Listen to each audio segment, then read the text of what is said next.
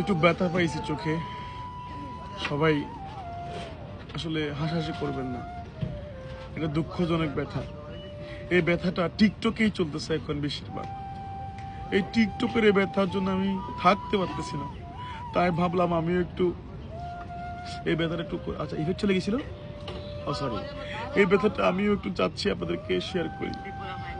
এই ব্যথাটা মানে দেখছেন, ব্যথাটা এমন ব্যথা বলার মতো না, আসলে পানি বেরিয়ে যাচ্ছে চোখ থেকে, কিন্তু দেখা যাচ্ছে না, মনের ভিতর থেকে পানি বেরোচ্ছে। টিকটকের এই ব্যথা সহ্য করতে। তা কেমন আছেন আপনারা? বরাবরের মতো নতুন একটি ভিডিও নিয়ে চলে আসলাম আমরা। তো আগেই দেখে ফেলেছো কার ভিডিও, আমাদের ম্যাম। দিস ইজ জান্নাত তুহা।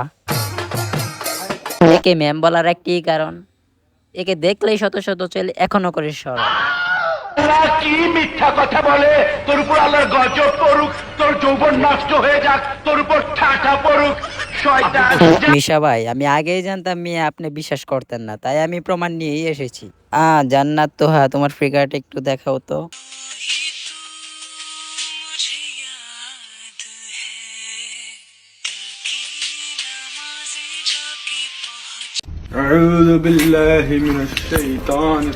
মেয়ে আপনাকে বিশ্বাস করতে যায়, আমার অডিয়েন্স গুলা বোরিং হয়ে আছে। যাকে জান্নাত তোহা, একটু নেচে দেখাও তো ওদের।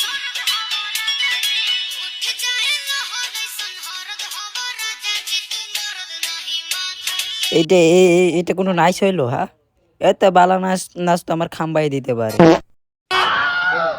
ও মাই গুডনেস, অডিয়েন্সরা যেটার জন্য বসে আছে ওইটাই এখনো দেখানো হয় নাই।